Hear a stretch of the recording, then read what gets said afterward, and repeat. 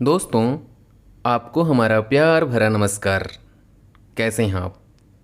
मैं आपका दोस्त संतोष कुमार शर्मा। ईश्वर से प्रार्थना करता हूं कि आप सकुशल रहें, सुरक्षित रहें और हमेशा प्रफुल्लित रहें। हमारे YouTube चैनल मनमीत में आपका बहुत बहुत स्वागत है। दोस्तों, आज मैं आपके लिए लाया हूं मशहूर कहानीकार अमरकांत की कहानी बहादुर। अमरकांत हिंदी कहानी के लिए ठंडी हवा का एक झोंका, प्रेमचंद की परंपरा में एक सशक्त हस्ताक्षर। अमरकांत ने जीवन की अत्यंत सामान्य घटनाओं और स्थितियों को अपनी कहानियों में जगह दी है। इनमें गहरी अंतर्दृष्टि और संवेदना है। अपनी कहानियों के पात्रों से इनको केवल सहानुभूति नहीं होती, वरन ये उन्हीं के साथ जीते हैं। अमरकांत की कहानी कहने की शैली बिल्कुल सहज है। इसमें किसी प्रकार का दुराव छिपाव, बनावट, वक्रता या फैशन नहीं है। इनकी कहानियाँ पत्थर की तरह ठोस और कंक्रीट की तरह शक्ति संपन्न हैं। तो आइए शुरू करते हैं अमरकांत की कहानी बहादुर। सहसा मैं काफ़ी गंभीर हो गया था, जैसा कि उस व्यक्ति को हो जाना चाहिए जिस पर एक भारी दायित्व आ गया हो। वह सामने खड़ा था और आंखों को बुरी तरह मल रहा था। 12-13 वर्ष की उम्र, ठिगना चकैठ शरीर, गोरा रंग और चपटा मुंह। वह सफ़ेद नेकर, आधी बाह की ही सफ़ेद कमीज़ और भूरे रंग का पुराना जूता पहने था। उसके गले में स्काउटों की तरह एक रुमाल बंधा था। उसको घेर कर परिवार के अन्य लोग खड़े थे। निर्मला चमकती दृष्टि से कभी लड़के को देखती और कभी मुझको और अपने भाई को। निश्चय ही वह पंच बराबर हो गई थी। उसको लेकर मेरे साले साहब आए थे। नौकर रखना कई कारणों से बहुत ज़रूरी हो गया था। मेरे सभी भाई और रिश्तेदार अच्छे ओहदों पर थे और उन सभी के यहाँ नौकर थे। मैं जब बहन की शादी में घर गया तो वहाँ नौकरों का सुख देखा। मेरी दोनों भाभियाँ रानी की तरह बैठकर चारपाइयाँ तोड़ती थीं, जबकि निर्मला को सवेरे से लेकर रात तक खटना पड़ता था। मैं ईर्ष्या से जल गया। इसके बाद नौकरी पर वापस आया तो निर्मला दोनों जून नौकर चाकर की माला जपने लगी। उसकी तरह अभागिन और दुखिया स्त्री और भी कोई इस दुनिया में होगी?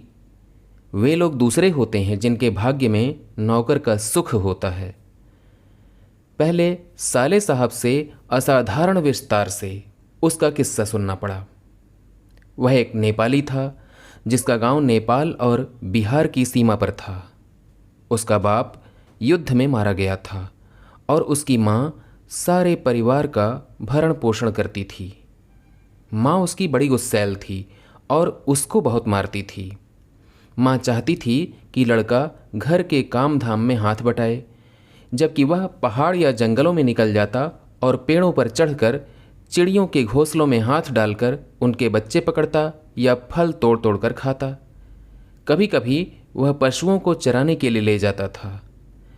उसने एक बार उस भैंस को बहुत मारा जिसको उसकी माँ बहुत प्यार करती थी और इसीलिए जिससे वह बहुत चिढ़ता था। मार खाकर भैंस भागी भागी उसकी माँ के पास चली गई, जो कुछ दूरी पर एक खेत में काम कर रही थी। माँ का माथा ठनका। बेचारा बेजुबान जानवर चरना छोड़कर यहाँ क्यों आएगा? ज़रूर लौंडे ने इसको काफ़ी मारा है।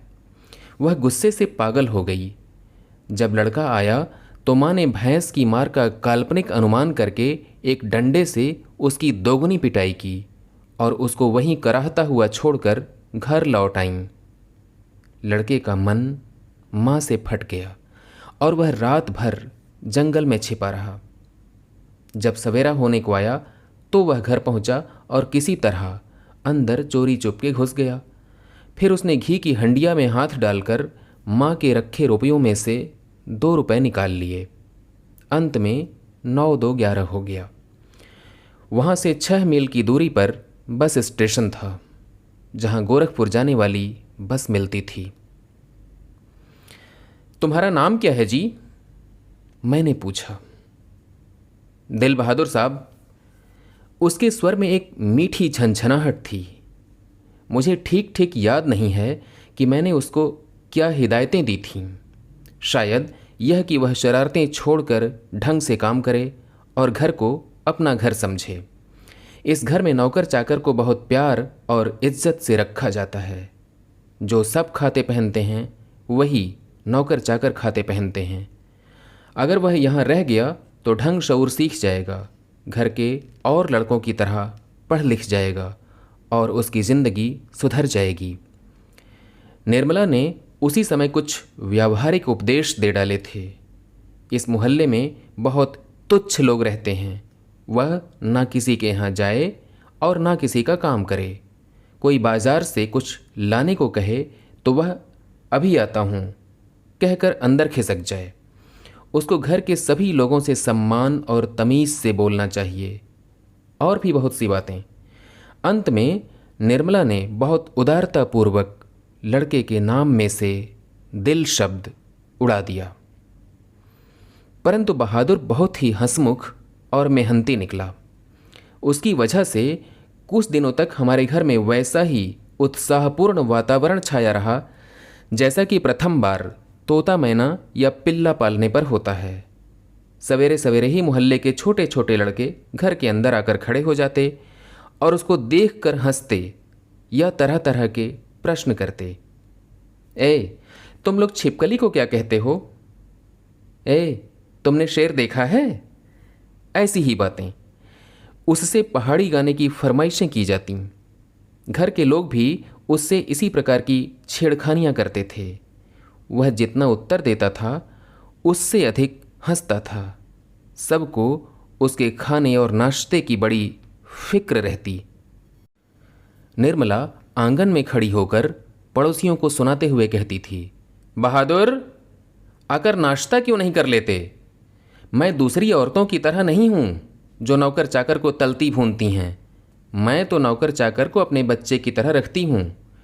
उन्होंने तो साफ साफ कह दिया है कि 100-150 महीनावारी उस पर भले ही खर्च हो जाए, पर तकलीफ उसको जरा भी नहीं होनी चाहिए। एक नेकर कमीज तो उसी रोज लाए थे, और भी कपड़े बन रहे हैं।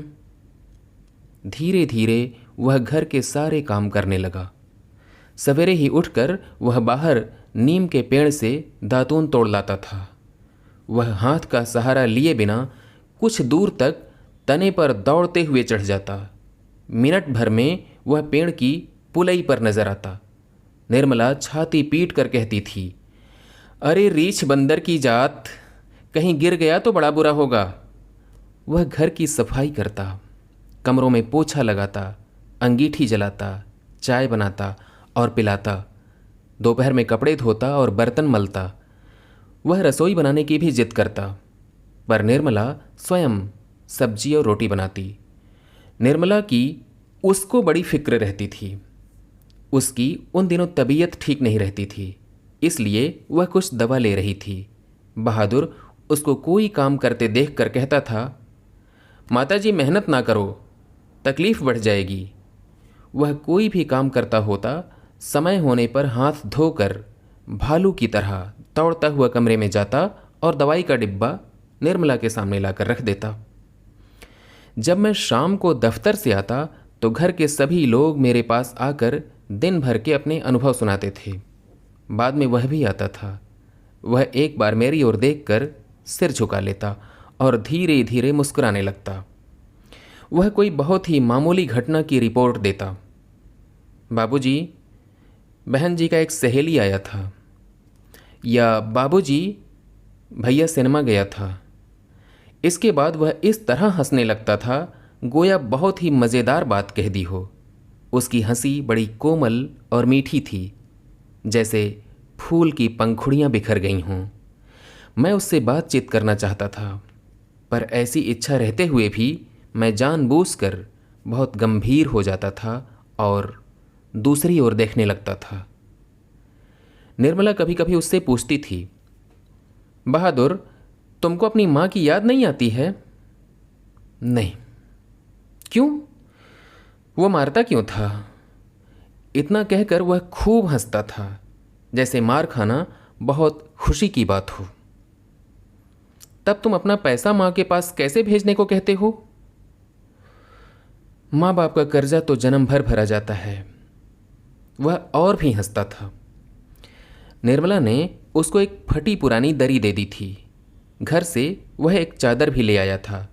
रात को काम धाम करने के बाद वह भीतर के बरामदे में एक टूटी हुई बसखट पर अपना बिस्तर बिछाता था।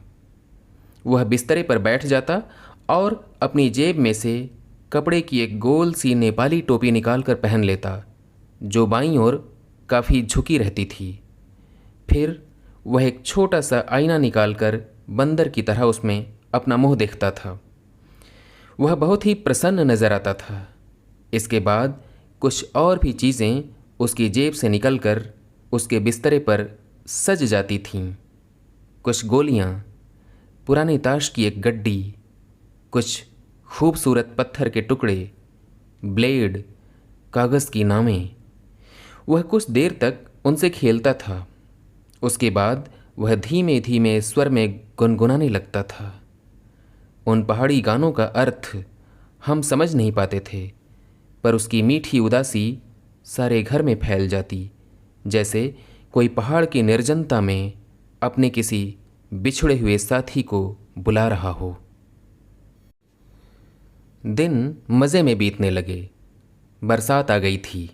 पानी रुकता था और बरसता था। मैं अपने को बहुत ऊंचा महसूस करने लगा था। अपने परिवार और संबंधियों के बड़प्पन तथा शान बान पर मुझे सदा गर्व रहा है। अब मैं मोहल्ले के लोगों को पहले से भी तुच्छ समझने लगा। मैं किसी से सीधे मुंह बात नहीं करता, किसी की ओर ठीक से देखता भी नहीं था। दूसरे के बच्चों को मामूली सी शरारत पर डांट डपट देता। कई बार पड़ोसियों को सुना चुका था, जिसके पास कलेजा है वही आजकल नौकर रख सकता है, घर के सवांग की तरह रहता है। निर्मला भी सारे मोहल्ले में शुभ सूचना दे आई थी। आधी तनख्वाह तो नौकर पर ही खर्च हो रही है, पर रुपया पैसा कमाया किस लिए जाता है? ये तो कई बार कह ही चुके हैं कि तुम्हारे लिए दुनिया के किसी कोने से नौकर ज़रूर लाऊंगा। वही हुआ। निस्संदेह बहादुर की वजह से सबको खूब आराम मिल रहा था। घर खूब साफ और चिकना रहता, कपड़े चमाचम सफ़ेद। निर्मला की तबीयत भी काफ़ी सुधर गई। अब कोई एक खर भी ना टसकाता था।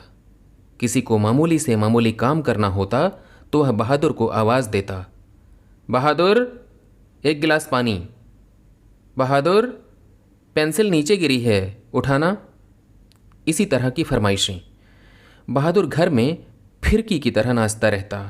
सभी रात में पहले ही सो जाते थे और सवेरे 8 बजे के पहले ना उठते थे। मेरा बड़ा लड़का किशोर काफ़ी शान शौकत और रौब दाब से रहने का कायल था, और उसने बहादुर को अपने कड़े अनुशासन में रखने की आवश्यकता महसूस कर ली थी। फलतः उसने अपने सभी काम बहादुर को सौंप दिए। सवेरे उसके जूते में पॉलिश लगनी चाहिए। कॉलेज जाने के ठीक पहले साइकिल की सफाई ज़रूरी थी। रोज़ ही उसके कपड़ों की धुलाई और इस्त्री होनी चाहिए, और रात में सोते समय वह नित्य बहादुर से अपने शरीर की मालिश कराता और मुक्की भी लगवाता। पर इतनी सारी फरमाइशों की पूर्ति में कभी कभी कोई गड़बड़ी भी हो जाती। जब ऐसा होता, किशोर गर्जन तर्जन करने लगता, उसको बुरी बुरी गालियां देता और उस पर हाथ छोड़ देता। मार खाकर बहादुर एक कोने में खड़ा हो जाता, चुपचाप। देख बे, किशोर चेतावनी देता, मेरा काम सबसे पहले होना चाहिए। अगर एक काम भी छूटा तो मारते मारते हुलिया टाइट कर दूंगा। साला काम चोर, करता क्या है तू? बैठा बैठा खाता है? रोज ही कोई न कोई ऐसी बात होने लगी जिसकी रिपोर्ट पत्नी मुझे देती थी। मैंने किशोर को मना किया, पर वह नहीं माना तो मैंने यह सोचकर छोड़ दिया कि थोड़ा बहुत तो यह चलता है। फिर एक हाथ से ताली कहाँ बजती है, बहादुर भी बदमाशी करता होगा। पर एक दिन जब मैं दफ्तर से आया तो मैंने किशोर को एक डंडे से बहादुर की पिटाई करते हुए देखा। निर्मला कुछ दूरी पर खड़ी होकर हाँ हाँ कहती हुई मना कर रही थी। मैंने किशोर को डांट कर अलग किया। कारण यह था कि शाम को साइकिल की सफाई करना बहादुर भूल गया था। किशोर ने उसको मारा तथा गालियां दी तो उसने काम करने से इनकार कर दिया। तुम साइकिल साफ क्यों नहीं करते? मैंने उससे कड़ाई से पूछा। बाबूजी, भैया ने मेरे बाप को क्यों लाकर खड़ा किया? वह रोते हुए बोला। मैं जानता था कि किशोर उसको और भी भद्दी गालियां देता था, लेकिन आज उसने सूअर का बच्चा कहा था जो उसे बर्दाश्त न हुआ। निस्संदेह वह गाली उसके बाप पर पड़ती थी। मुझे कुछ हंसी आ गई। खैर, किशोर के व्यवहार को अच्छा नहीं कहा जा सकता, पर गृह स्वामी होने के कारण मुझ पर कुछ और गंभीर दायित्व भी थे। मैंने उसे समझाया, बहादुर, ये आदतें ठीक नहीं। तुम ठीक से काम करोगे तो तुमको कोई कुछ भी नहीं कहेगा। मेहनत बहुत अच्छी चीज़ है। जो उससे बचने की कोशिश करता है वह कुछ भी नहीं कर सकता। रूठना फूलना मुझे सख्त नापसंद है। तुम तो घर के लड़के की तरह हो। घर के लड़के मार नहीं खाते। हम तुमको जिस सुख आराम से रखते हैं वह कोई क्या रखेगा? जाकर दूसरे घरों में देखो तो पता चले। नौकर चाकर भर पेट भोजन के लिए तरसते रहते हैं। चलो, सब खत्म हुआ, अब काम धाम करो। वह चुपचाप सुनता रहा, फिर हाथ मुंह धोकर काम करने लगा। जल्दी वह प्रसन्न भी हो गया। रात में सोते समय वह अपनी टोपी पहनकर देर तक गाता रहा। लेकिन कुछ दिनों बाद एक और भी गड़बड़ी शुरू हुई। निर्मला बहुत पतली पतली रोटियां सेकती थी, इसलिए वह रोटी बनाने का काम कभी बहादुर से नहीं लेती थी। लेकिन मोहल्ले की किसी औरत ने उसे यह सिखा दिया कि परिवार के लिए रोटियां बनाने के बाद वह बहादुर से कहे कि वह अपनी रोटी खुद बना लिया करे, नहीं तो नौकर चाकर की आदतें खराब हो जाती हैं। महीन खाने से उनकी आदत बिगड़ जाती है। यह बात निर्मला को जच गई थी और रात में उसने ऐसा ही प्रयोग किया। वह अपनी रोटियां बनाकर चौके से उठ गई। बहादुर का मुंह उतर गया। वह चूल्हे के पास सिर झुकाकर चुपचाप खड़ा रहा। क्या हो गया रे? निर्मला ने पूछा। वह कुछ नहीं बोला। चल, चुपचाप बना अपनी रोटियां। तू सोचता है कि मैं तुझे पतली पतली नरम नरम रोटियां सेक कर खिलाऊंगी? तू कोई घर का लड़का है? नौकर चाकर तो अपना बनाकर खाते ही रहते हैं। तीता तो इनको इसलिए लग रहा है कि सारे घर के लिए मैंने रोटियां बनाई। इनको अलग करके इनके साथ भेद क्यों किया? वाह रे, इसके तो पेट में लंबी दाढ़ी है। समझ जा, रोटियां नहीं सेकेगा तो भूखा रहेगा। पर बहादुर उसी तरह खड़ा रहा तो निर्मला का गुस्से से बुरा हाल हो गया। उसने लपक कर उसके माथे पर 2-3 थप्पड़ जड़ दिए। सूअर कहीं के, इसीलिए तुझे किशोर मारता है। इसी वजह से तेरी मां भी मारती होगी। चल, बना रोटी। मैं नहीं बनाऊंगा। मेरी मां भी सारे घर की रोटियां बनाकर मुझसे रोटी सेकवाती थी। वह रोने लगा था। तो क्या मैं तेरी मां हूं कि तू मुझसे जिद कर रहा है? घर के लड़कों के बराबर बन रहा है? मारते मारते मुंह रंग दूंगी। पर उसने अपने लिए रोटी नहीं बनाई। मुझे भी बड़ा गुस्सा आया। मैंने उसको डांटा और समझाया, पर वह नहीं माना। रात भर वह भूखा ही रहा। पर सवेरे उठकर वह पहले की तरह ही हंसने लगा। उसने अंगीठी जलाकर अपने लिए रोटियां सेकीं। अपनी बनाई मोटी और भद्दी रोटियों को देखकर वह खिलखिलाने लगा। फिर रात की बची हुई सब्जी से उसने खाना खा लिया। लेकिन निर्मला का हाथ भी खुल गया था। वह उससे कुछ चिढ़ भी गई थी। अब बहादुर से कोई भी गलती हो तो वह उस पर हाथ चला देती। उसको मारने वाले अब घर में 2 व्यक्ति हो गए थे और कभी कभी एक गलती के लिए उसको दोनों मारते। बरसात बीत गई थी। आकाश दर्पण की तरह स्वच्छ दिखाई देता। मैंने बहादुर की माँ के पास चिट्ठी लिखी थी कि उसका लड़का मेरे पास मज़े में है और मैं उसकी तनख्वाह के पैसे उसके पास भेज दिया करूँगा। लेकिन कई महीने बाद भी उधर से कोई जवाब नहीं आया था। मैंने बहादुर से कह दिया था कि उसका पैसा यहाँ जमा रहेगा, जब वह घर जाएगा तो लेता जाएगा। पर अब बहादुर से भूल गलतियाँ अधिक होने लगी थीं। शायद इसका कारण मारपीट और गाली गलौज हो। मैं कभी कभी इसको रोकना चाहता, फिर यह सोचकर चुप लगा जाता कि नौकर चाकर तो मारपीट खाते ही रहते हैं। एक दिन रविवार को मेरी पत्नी के एक रिश्तेदार आए। वह बीवी बच्चों के साथ थे। वह अपने किसी खास संबंधी के यहाँ आए थे, तो यहाँ भी भेंट मुलाकात करने के लिए चले आए थे। घर में बड़ी चहल पहल मच गई। मैं बाजार से रोहू मछली और देहरादूनी चावल ले आया। नाश्ता पानी के बाद बातों की जलेबी छनने लगी। पर इसी समय एक घटना हो गई। अचानक उस रिश्तेदार की पत्नी नीचे फर्श पर झुक कर देखने लगी। फिर उन्होंने चारपाई के अंदर झांक कर देखा। अंत में कमरे के अंदर गईं और फर्श पर पड़े हुए कागज़ों को उठाकर जांच पड़ताल करने लगीं। क्या बात है? मैंने पूछा। रिश्तेदार की पत्नी जबरदस्ती मुस्कुराकर मजबूरी में सिर हिलाते हुए बोली, क्या बताएं, 11 रुपए साड़ी के खूंट में निकाल कर यहीं चारपाई पर रखे थे, पर वे मिल नहीं रहे हैं। आपको ठीक याद है ना? हाँ हाँ, खूब अच्छी तरह से याद है। ये रुपए मैंने खूंट में बांध कर रखे थे। रिक्शे वाले को देने के लिए खूंट खोला ही था, फिर वे रुपए चारपाई पर रख दिए थे कि 4 रुपए की मिठाई मंगा लूँगी और कुछ बच्चों के हाथ पर रख दूँगी। रास्ते में कोई ढंग की दुकान नहीं मिली थी, नहीं तो उधर से ही लाती। किसी के यहाँ खाली हाथ जाने में अच्छा भी नहीं लगता। बताइए, अब तो मैं कहीं की ना रही।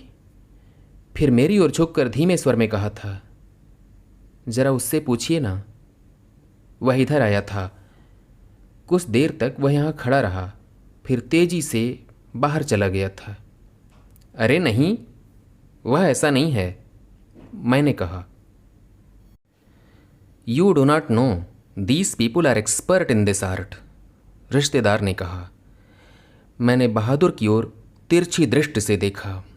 वह सर झुकाकर आटा गूंथ रहा था। चेहरे पर संतुष्टि एवं प्रफुल्लता थी। उसने ऐसा काम तो कभी नहीं किया, बल्कि जब कभी उसने 2-4 आने इधर उधर पड़े देखे तो उठाकर निर्मला के हाथ में दे दिए थे। पर किसी के दिल की बात कोई कैसे जान सकता है? न मालूम अचानक मुझे क्या हो गया और मैं गुस्से में आ गया। बहादुर, मैंने कड़े स्वर में कहा। जी बाबूजी। इधर आओ। वह आकर खड़ा हो गया। तुमने यहाँ से रुपए उठाए थे? जी नहीं बाबूजी, उसने निर्भय उत्तर दिया। ठीक बताओ, मैं बुरा नहीं मानूंगा। नहीं बाबूजी, मैं लेता तो बता देता। तुम यहाँ खड़े नहीं थे? रिश्तेदार की पत्नी ने कहा, फिर तेजी से बाहर चले गए। देखो भैया, सच सच बता दो, मिठाई खरीदने और बच्चों को देने के लिए ये रुपए रखे थे। मैं तो बुरी फंसी। अब वापस जाने के लिए रिक्शे के भी पैसे नहीं। मैं तो बाहर नमक लेने गया था। सच सच बता बहादुर, अगर नहीं बताएगा तो बहुत पीटूंगा और पुलिस के सुपुर्द कर दूंगा। मैं चिल्ला पड़ा। मैंने नहीं लिया बाबूजी। बहादुर का मुंह काला पड़ गया था। पता नहीं मुझे क्या हो गया। मैंने सहसा उछलकर उसके गाल पर एक तमाचा जड़ दिया। मैं आशा कर रहा था कि ऐसा करने से वह बता देगा। तमाचा खाकर वह गिरते गिरते बचा। उसकी आंखों से आंसू गिरने लगे। मैंने नहीं लिया। इसी समय रिश्तेदार साहब ने एक अजीब हरकत की। अच्छा छोड़िए, इसको पुलिस के पास ले जाता हूँ। इतना कहकर उन्होंने बहादुर का हाथ पकड़ लिया और उसको दरवाजे की ओर घसीट कर ले गए, पर दरवाजे के पास उससे धीरे से बोले, देखो, तुम मुझे बता दो, मैं कुछ नहीं करूँगा, बल्कि तुमको इनाम में 2 रुपए दे दूँगा। पर बहादुर ने इनकार कर दिया।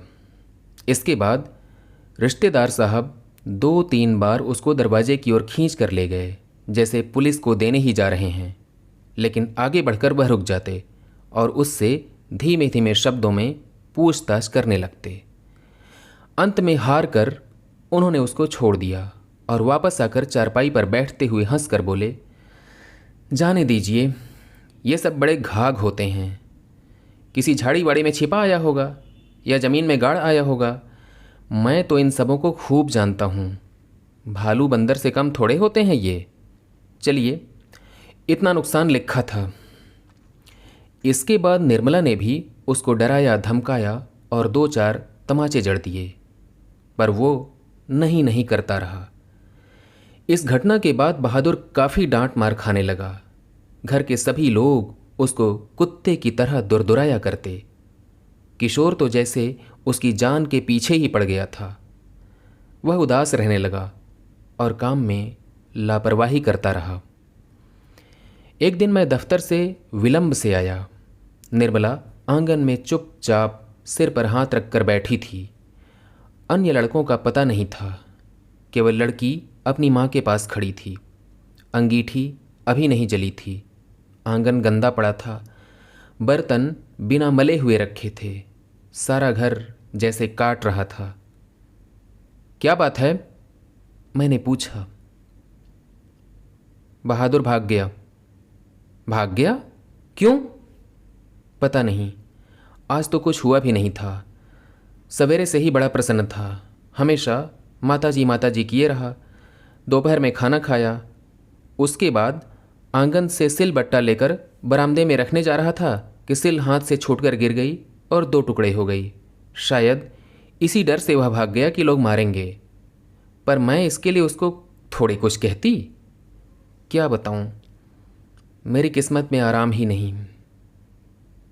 कुछ ले गया? यही तो अफसोस है।